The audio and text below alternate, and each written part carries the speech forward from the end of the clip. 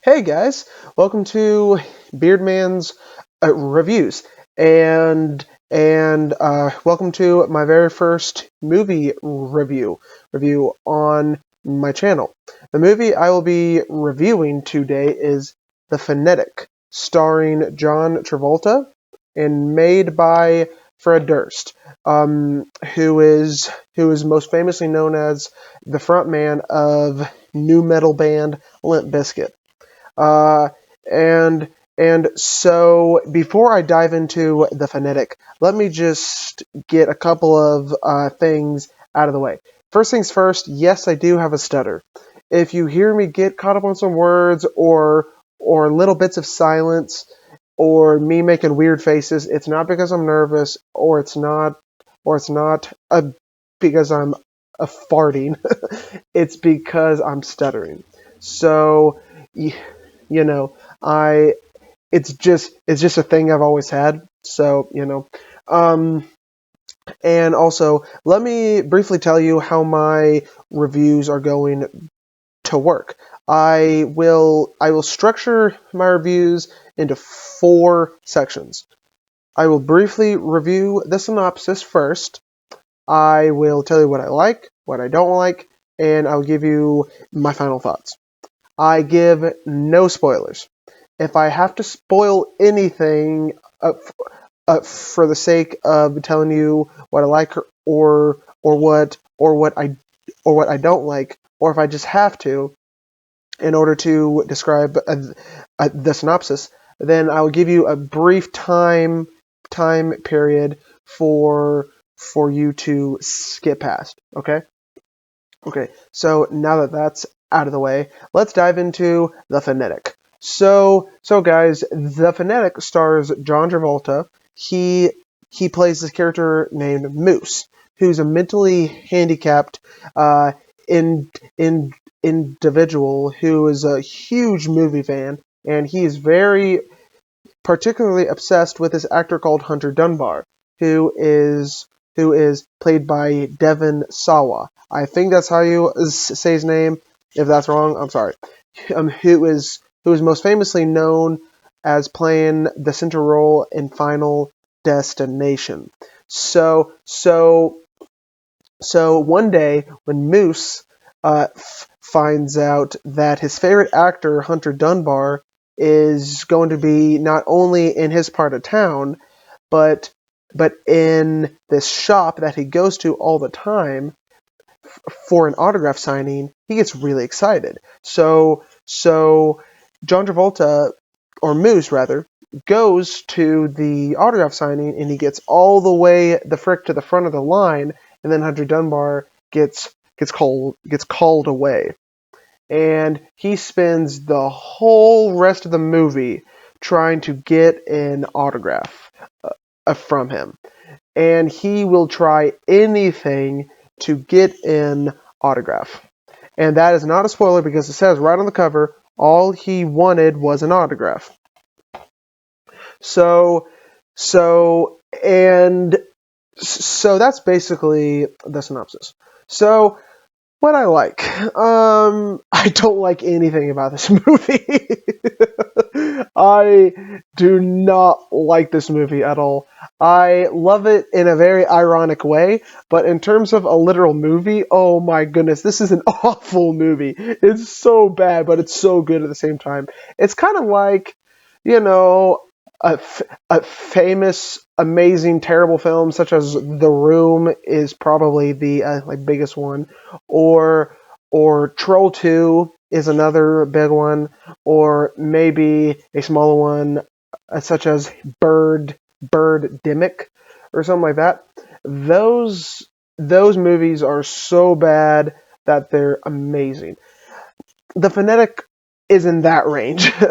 um, and and the reason why this movie is so bad is not because of the acting. It's not because of the script. You can make a movie with very terrible acting and very bad script, and have it be a legitimate movie as long as it's on purpose.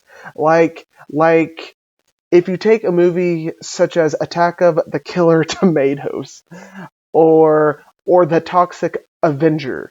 Those movies were made purposely terrible, and and those movies' goals were to be really cheesy and really funny, and they achieved their goals, which is why those movies are good.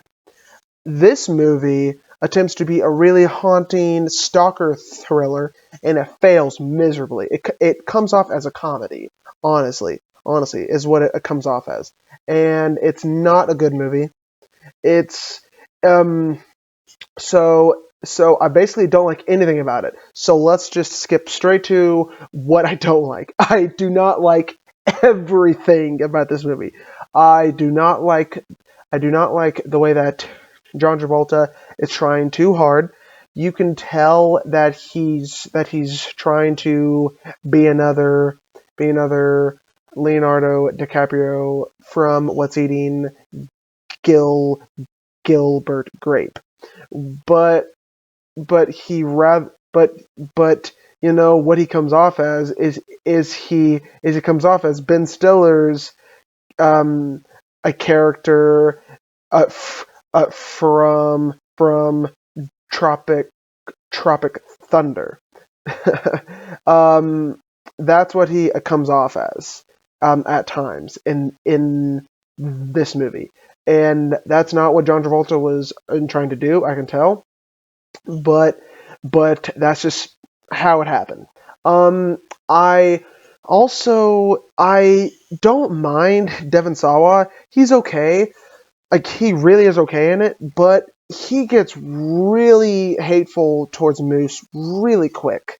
He gets unnaturally mean to him practically right off, and it doesn't really work for me if I'm just being totally honest. In fact, it's kind of silly how quickly that he gets mad. Um, and then like I said, guys, I'm not giving any spoilers, but this movie, you know how most thrillers have a climactic ending? This movie attempts one, but it is the most awkward climax I've ever seen in my life. My dad and I, when we watched this, my dad's jaw was literally open the whole time, like he could not believe the complete incompetency. I I I can appreciate. Well, I shouldn't say that. I can see what Fred Durst was attempting to do.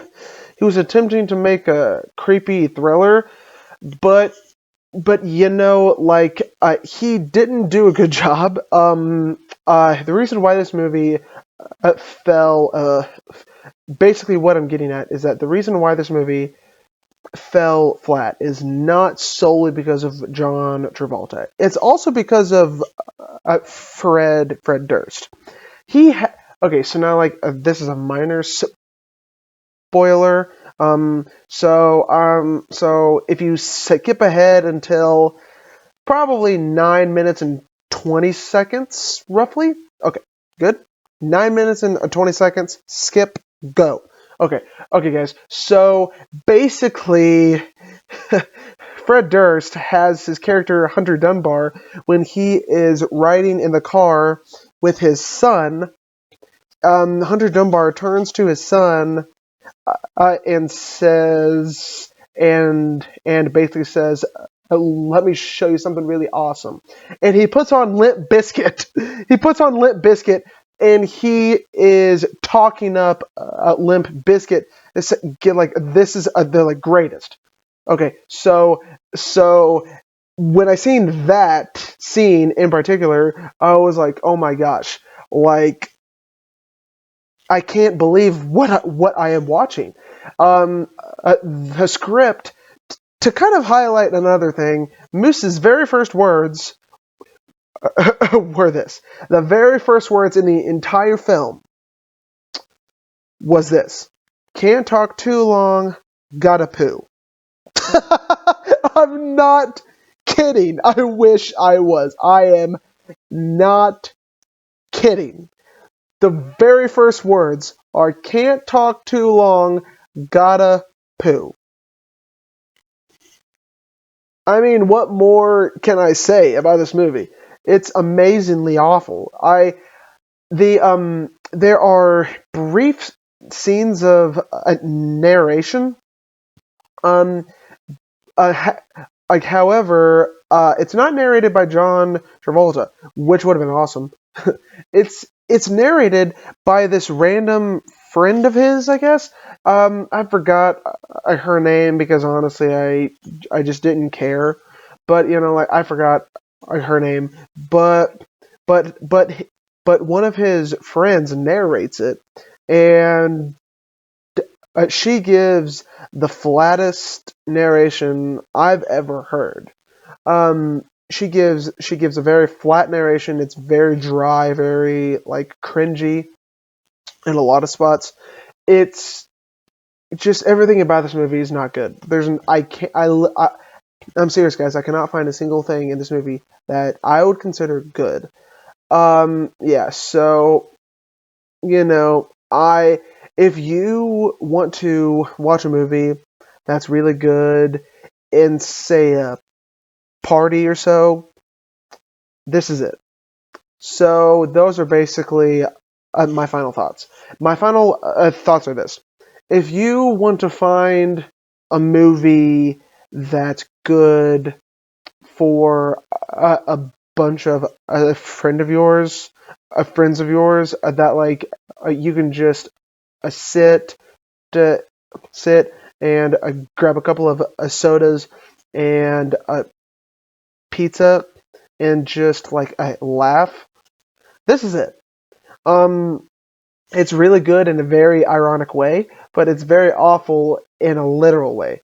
Um, I'm not really much of a rater per se, but for the sake of the review, I'll I'll give this movie. Honestly, guys, I would give it a 2.5 out of 10. Um, for those of you keeping past and looking at the thumbnails, I'm giving it a 2.5 out of 10. Okay. All right, guys. All right, guys. So that is basically it. I hope that you thoroughly enjoyed this review because you can expect more of them. I hope that you subscribe to Beardman's reviews, and I will see you next time. Adios, guys.